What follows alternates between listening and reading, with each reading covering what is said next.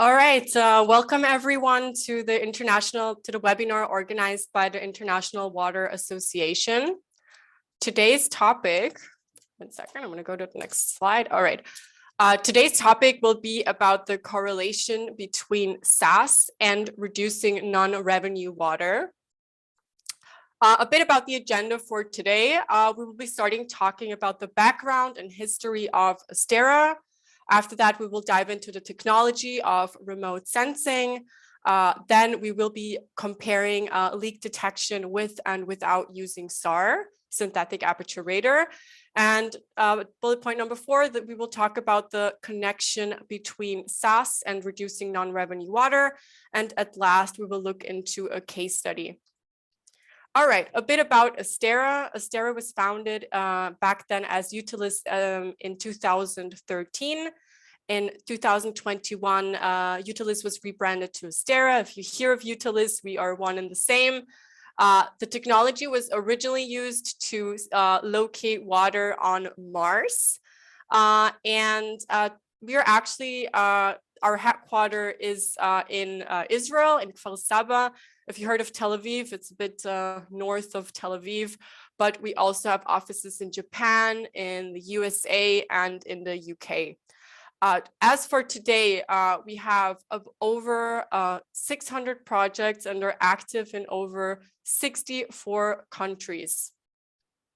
Now going into the technology of remote sensing, we can look at the 3 points here. If you look at to the left, far to the left, we start with the satellite, then we will look into the radar we're using called SAR, and at last into our algorithm. The satellite itself is in a 628 kilometer altitude and really allows unlimited coverage. We are able to revisit the cycle of the precise location we scanned, meaning we can go back to the exact city and scan another image every other week, and are therefore able to provide our customers with unlimited data. About the radar we're using. So we are using the radar called SAR, synthetic aperture radar with L-band, and I'll tell you exactly why we're using that. So what is really unique about is that we can use L-band and penetrate all kinds of different grounds, whether the sand, asphalt, forests, or pavement. It works under all weather conditions, meaning we're not limited by snow or rain or hot weather or cold weather, or if it doesn't matter. What we can locate with it is it is sensitive to the dielectric sensitivity, and we can actually locate the actual moisture, meaning the chemical combination of earth and drinking water. We look at dielectric conductivity, whether it is a drinking water project or a sewage project. Obviously, they have a different conductivity. So now looking into the algorithmic analysis. So ASTERRA did not come up with the satellite. ASTERRA did not come up with the radar.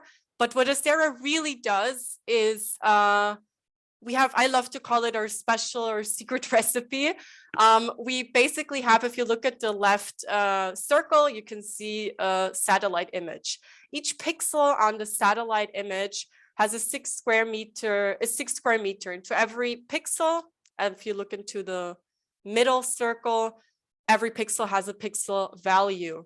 If you receive just that, there's not much you can do with it, obviously.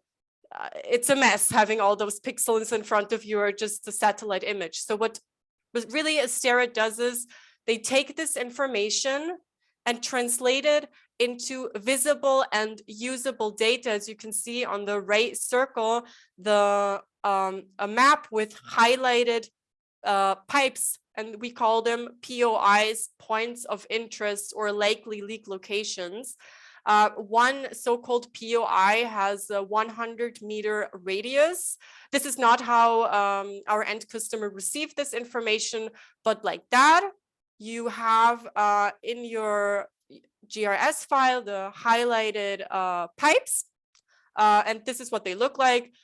With these pipes, with the highlighted pipes, the POIs, the leak detection team will need to investigate those, meaning they would have to walk through the entire highlighted pipe. They're not just in the middle. You will actually have to, from the beginning, go through the entire highlighted pipe, lift up all the valves and hydrants and inspect them.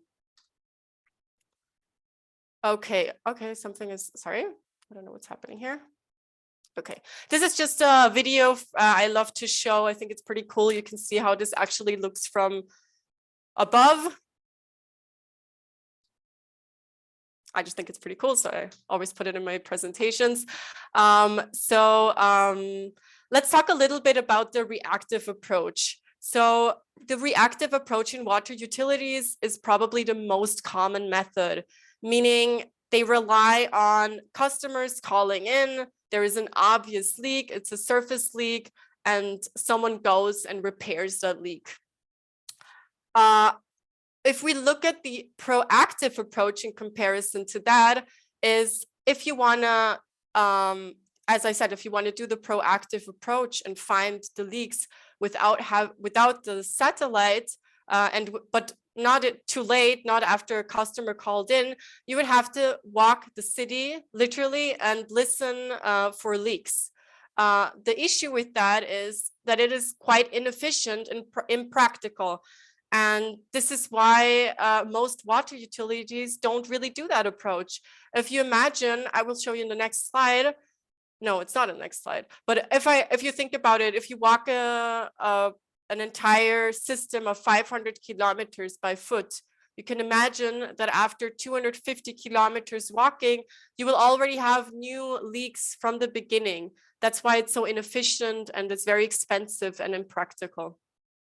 And with those POIs, search teams are now guided and they can really focus on the highlighted pipes instead of walking through the entire system. And therefore, many subterranean leaks can be found that would have not been found otherwise. This is what I was speaking before, the comparison of the 500 kilometers. If you have 500 kilometers, where would you even start? And if you imagine only walking 10% out of this entire system, not only that you're done faster with the job, but when it really comes to it, you just have more time to really investigate each and every points of interest. For leak detection, it's really a matter about the time. If you have more time to investigate a POI, if you think about having a PE pipe on a main road, and it's really noisy and you have more time to investigate it, maybe through a night, you go there at night, the likelihood that you will actually find the leak is much higher if you have more time to investigate each leak, each potential leak. So let's talk a little bit about SaaS and the connection to reducing non-revenue water. So in my pretty drawn cloud on the left, you can see some very known SaaS companies, but like Zoom or whatever, Salesforce, Netflix, Spotify, and others. But personally, I prefer to compare it with brushing teeth. And why that? It's about consistency. If I monitor my system, let's talk about the teeth first. If I brush my teeth just once a day or once a week, hopefully no one does that, my teeth won't be looking good. They won't be white. They won't be healthy. It's the same with the network. If I try to check my network just once every 10 years, there is no consistency. But if I do a continuous scanning or monitoring services, the likelihood of reducing the non-revenue water in that specific water utility will be much higher. And I will show you a case study in a bit. It's not in a bit, it's right now. So the case study was actually done by our partner 2F in Piave Servici. And it was really about to observe the impact a program has on multiple scans on real water loss. If you look at the left graph, you can see the non-revenue water from 2017 in percentages until 2021. This period documents the average losses from the system in the 3 years prior to the scans we did from ASTERRA and after, meaning from 2020 to 2021, it's in a 2-year period. 4 scans were done by ASTERRA, and you can see the impact it has had on the water loss. In the second graph on the right, you can see the linear water loss rate change over the same period of time between 2017 till 2021 in cubic meters per day. Starting from 16, it was quite before abducting the SAR images. You can see that it was quite steady until 2019, and then you can see quite a drastic drop after conducting the monitoring services. So in the first table, in the table above, you can see the results from those 4 services. You can see on the left, service 1, 2, 3, 4 in total. And the field leak detection team pinpointed a total of 1,520 leaks. 353 were on main pipelines, 349 were on the service lines, 203 were on the customer side of the meter, and 315 were identified via work orders or called in by customers, meaning ASTERRA provided POIs, the highlighted pipes, but the customer called in before it was inspected and they located a leak. Overall, the program had a performance of 3.8 leaks found per crew day and 1.6 leaks found by kilometer physically inspected, and a total of 2,870 POIs were inspected in this 2-year effort. And a leak was found at more than half of a POI, exact 0.53. So analyzing just those leaks pinpointed by the field leak inspection crew finds that 29.3 were on main pipes, 53 on service lines, sorry.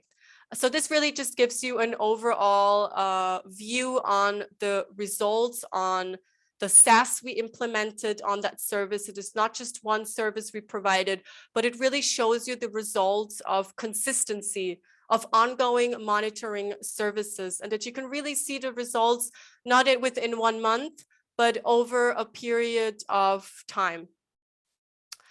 So what we actually deliver is we have a platform called EO Discover.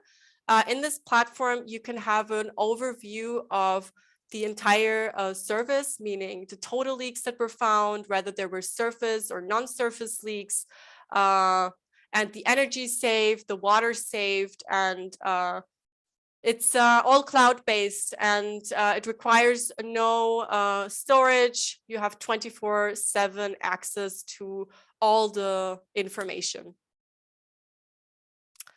And why does all of this really matters is, I think I'm talking really fast, but time flies, is because we care about saving energy, to save water, and as a result, CO2 emission, especially in the last summers, we could all feel the rising temperatures, which if you think about it, if you have a system with leaks in it and you're pumping water and you have leakages in the system, you don't just waste drinking water, but at the same time energy, which results in a lose-lose situation. So this was actually I feel like it went by very fast. So if there are any open questions, please feel free to ask me. Okay, thank you, Lea. So if there are a couple of questions come in already, but if anyone else has any questions, if they can put them into the chat box, that would be excellent. So we've got a question from Eric, and it says, he says, can leaks on meter connections be detected, or is that too small to influence the pixels, or how big or how long should the leaks be seen? So we can actually locate leaks from 0.1 liter per minute. Those are the smallest leaks we can locate. But as I said before, they're quite small, those leaks. And we are only serving the data, meaning the results really depend on whether, depends on the technology that is used on site. As an example, if you have, I spoke about this earlier, if you have a leakage on a PE pipe on the main street, it might be considered as a quiet leak, meaning there was no leak found, because it is really, really hard if there are a lot of background noises to hear those leaks out. And sometimes you would have to go maybe 6 months later and listen to them again and maybe try to locate them at a later stage. Okay. And as a follow-up question from Eric, he says, in your case study, the reduction on the percentage of NRW is only 2%, 45 down to 43%. Does this mean that the main leaks were not detected, or should it not have been more, really, with such a high percentage? That's a great question. Thank you, Eric. This is like reducing NRW is you would have to look into the exact number of how much water was actually saved. Reducing just half of a percentage of non-revenue water is already a huge project and takes years. You can look at the NRW that was reduced before and after, which shows a huge difference actually. At ASTERRA, our goal is not to locate huge leaks. This is not what we're doing. Our effort and our aim is to locate small to medium leaks in a proactive approach, meaning as early as possible. And if you think about it, the big leaks are, I'm saying it like that, might be a bit easier to find because someone might call in and say, okay, or in a meter or in DMA, we can see, or through night flow, that water is missing.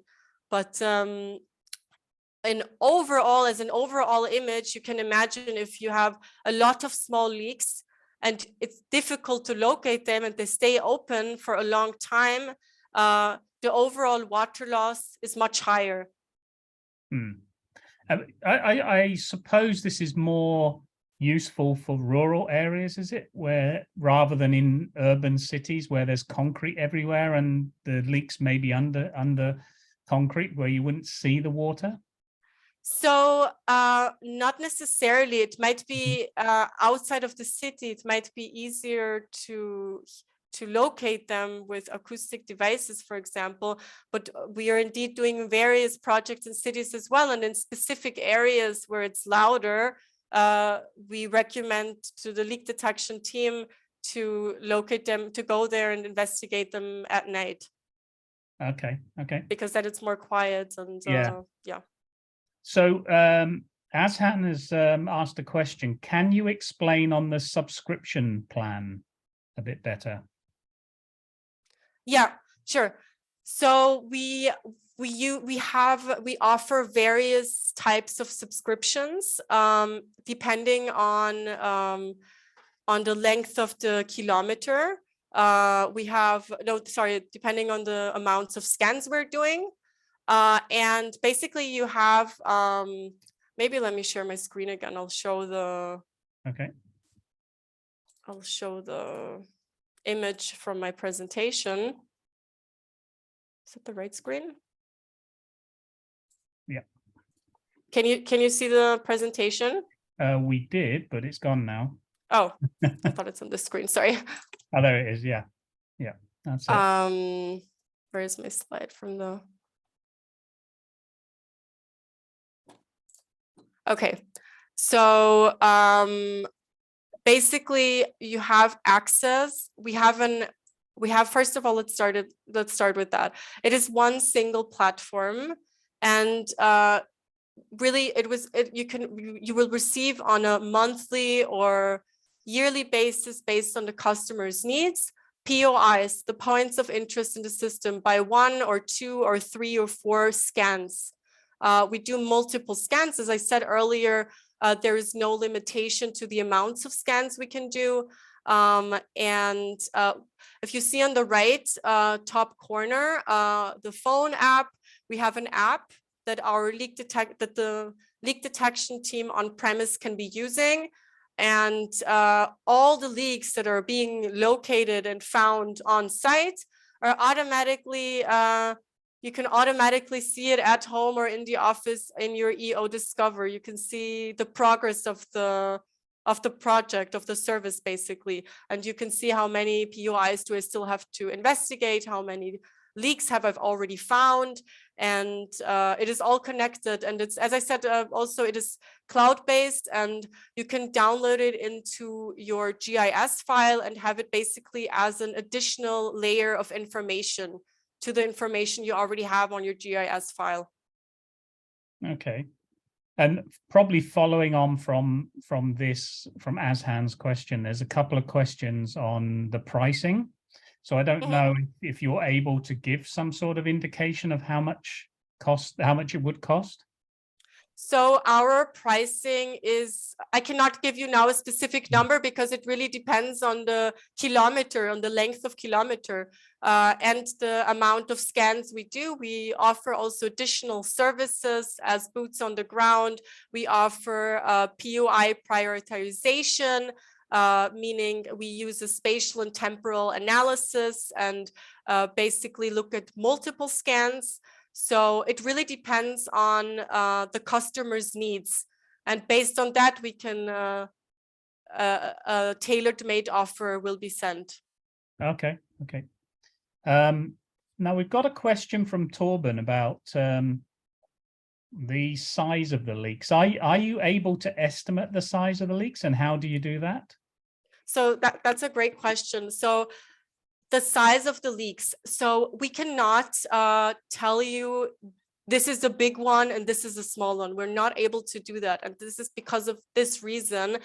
If you have a very, very small leak, like I said earlier, the ones maybe also in a location that are a bit harder to locate through acoustic devices, and they are, for example, not repaired for 8 months or 10 months or 12 months, you can imagine that the amount of water next to the pipe is increasing, meaning there will be a lot of water, but the leak itself might not be huge. It might be considered a small leak. We can only locate water. We cannot determine if it's if the hole itself in the pipe is small or big. We can only locate the water. Yeah, okay. We got a question from Simon, which was over the period of the project, were the leakage teams only using satellite technology, or would they have several technologies that they're using? And satellite's just one of those. Okay, so when it comes to leak detection is definitely it's not black and white. So using only monitoring services from ASTERRA is definitely not enough. We are a data company, meaning we provide data, we provide points of interest, but this is not enough. A POI has a radius of 100 meters, meaning it is a necessity to have a leak detection team using acoustic devices on premise, at the yes, there basically this is, as I said, it's an additional layer of information with those POIs, and in addition, having a certified leak detection team, you can actually pinpoint where the leaks are actually located. Okay. So yeah.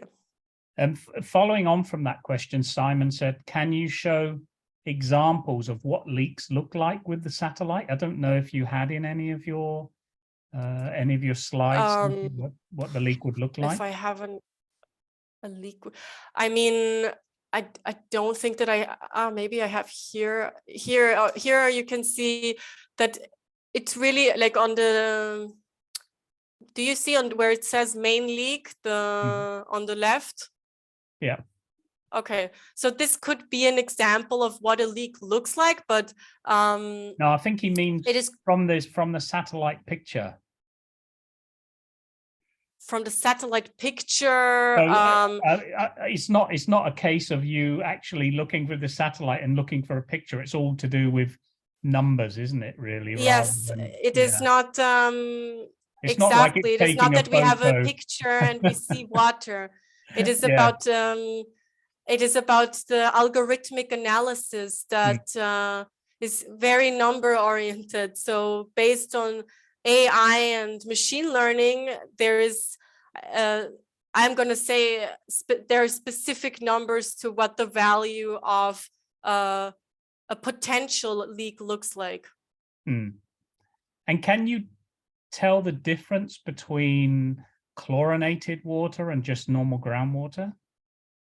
Yes, that's we can definitely show the difference between sewage, between groundwater and drinking water. We basically, when we do a project, with our satellite, we cannot detect pipes, right, where the network itself is located. So what we do, we have the GIS file of the network, and based on the network that we have and the likely leak locations, basically the water the satellite locates, we put this as a layer on top of each other. So if we see the conductivity of drinking water next to the pipe, we can speculate that we can say that there is a POI, or a likely leak location. And I want to add here, though, that the technology is not perfect. If we have groundwater, let's say, on top of a leakage from drinking water, and the water mixes together, then there could be some mistakes, of course, if it mixes together. Yeah, we do have one question about high groundwater from Mindergaus, which is if you have a wet location, for example, the groundwater is about 0.5 meter below the surface, is it still possible to detect the leaks? It is. I can't give you a black and white answer to this one. Like those questions would go to our R&D team. They would have to really look into the specific scenario, and yes, it's definitely not a question I can answer as black and white. If it's on the leak itself, above, if the groundwater is above the leak itself, and the water basically mixes together, then it would be an issue. But otherwise, we can differentiate between different kinds of water. Right. Okay. We have a question from Anna, which is, what percentage of leaks were detected, which is probably not how this works, but I did see on one of your slides you had a 0.53 ratio of points of interest and leaks found. Yes, in this also with the so-called hit rates is varies from project to project. In this specific, this depends on the area we do, how high this non-revenue water is in that region. In this specific case study, yes, in 0.53 percentage were leaks located. Yeah. And verified. Okay. Okay. We've got a question from Chris, which is, can it detect leaks in house roofs, or is it only on the ground only, because they have some service connections in top of buildings? In house roofs, I'm actually not quite sure on that Right, one. okay. Yeah, okay. Maybe we'll have to come back to you, Chris, Yeah. with that and maybe look into it. So let me just have a look. Chris from Anglian Water has said, are you working on point of interest prioritization tools? And this is helpful not only for our detection prioritization, but it also helps to understand if the leak we find on the field is the extent of the leak in the POI. So we do prioritize leaks, meaning or POIs through multiple scans, meaning we have different layers after months of multiple scanning, and if we have it in, and then we can inform basically deliver to the customers the prioritized POIs. We can do that. Okay. And another question from Chris is, how long does the dielectric signature remain visible in the L-band following leak repair? For example, can a second sweep detect a previous repair?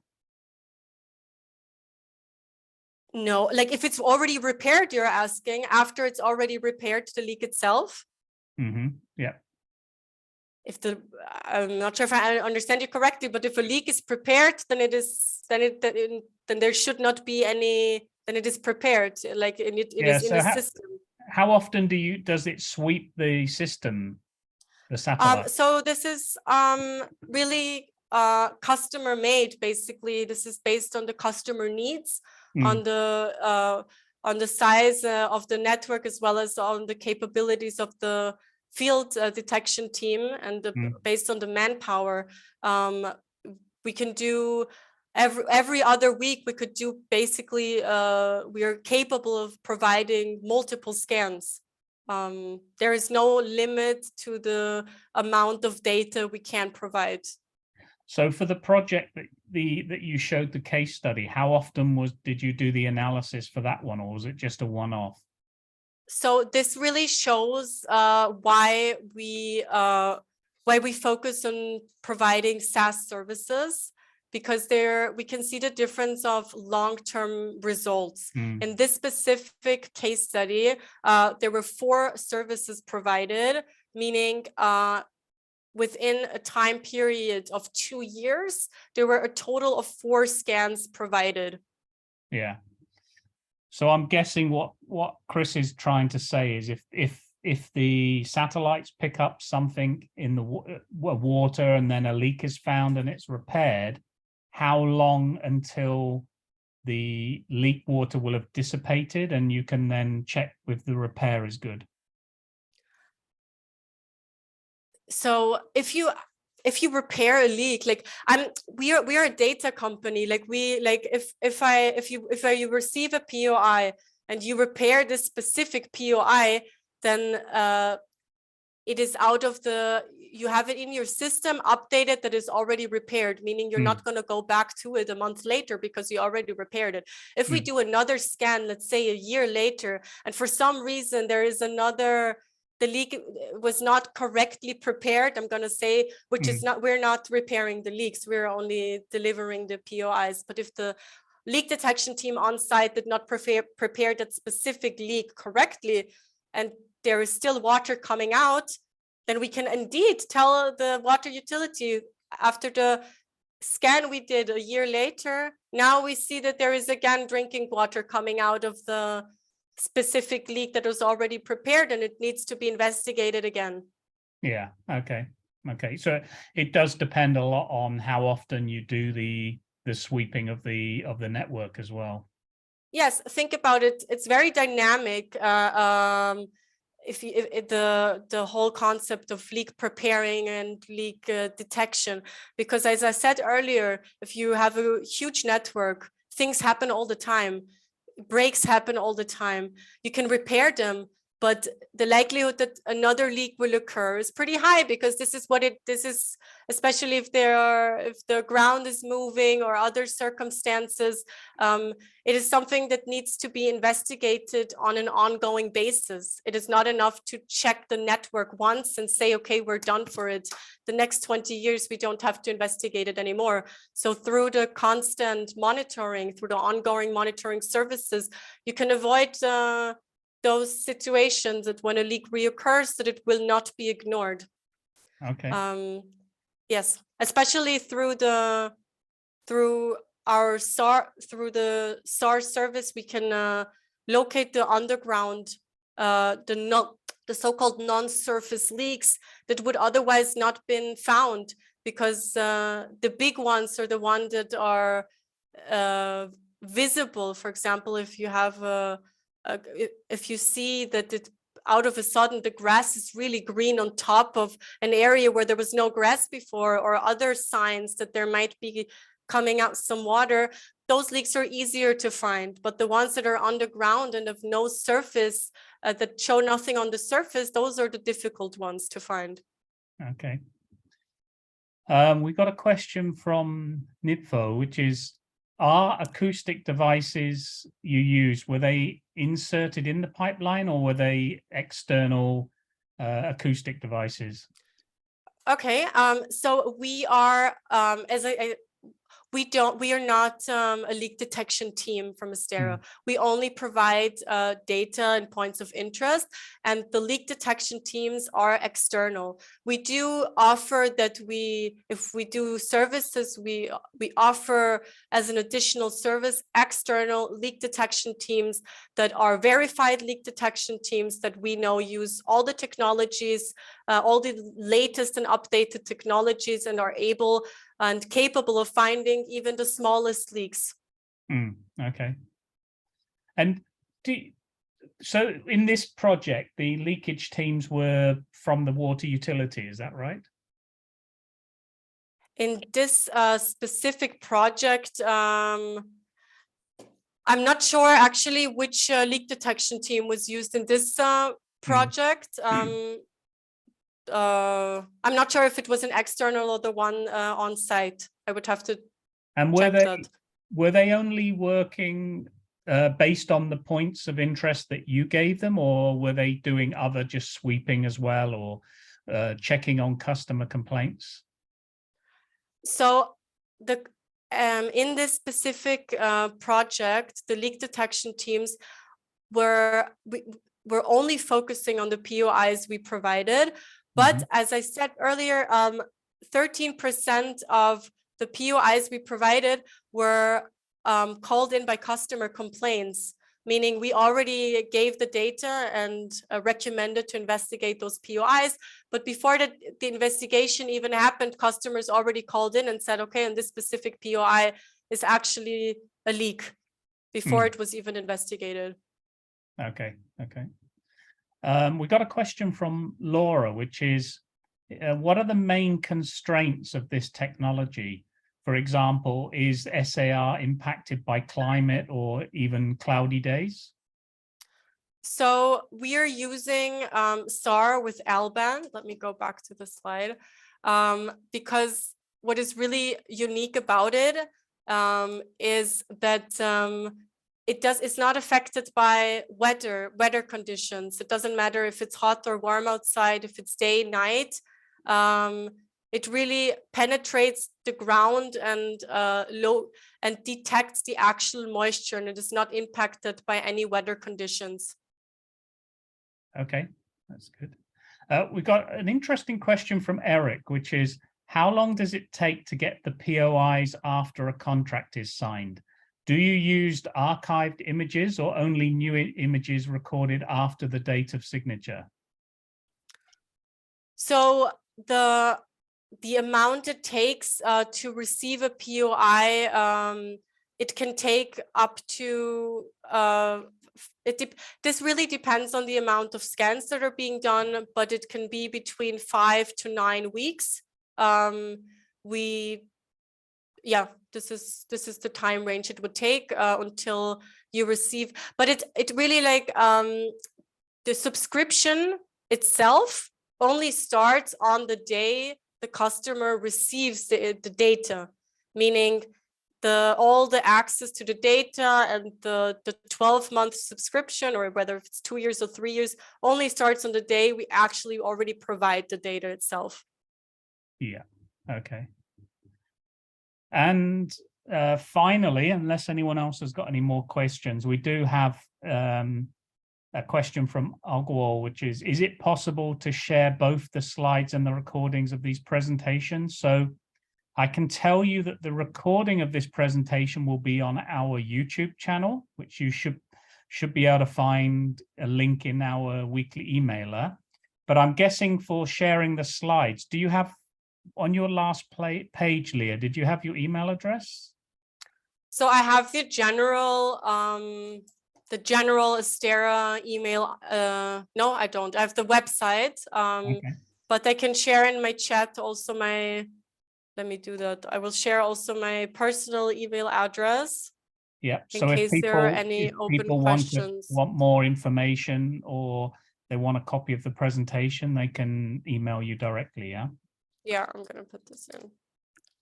Okay. ASTERRA. Okay. All right. My email is in the chat. And a question from Chris, which is, can we do potable water and sewage water as part of the same package? Or do you have any plans to look at systems for raw water leakage? So we can definitely tailor a specific package based on the customer's needs.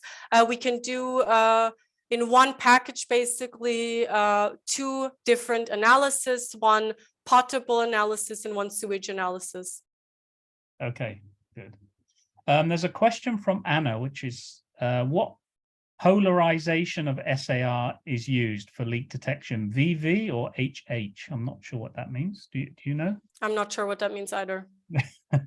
Yeah, maybe it's quite technical of the satellite technology, but I'm not sure what it means, Anna. But maybe you can email Lea later on. Did you put your email in, Lea? Yeah, I put it in the chat.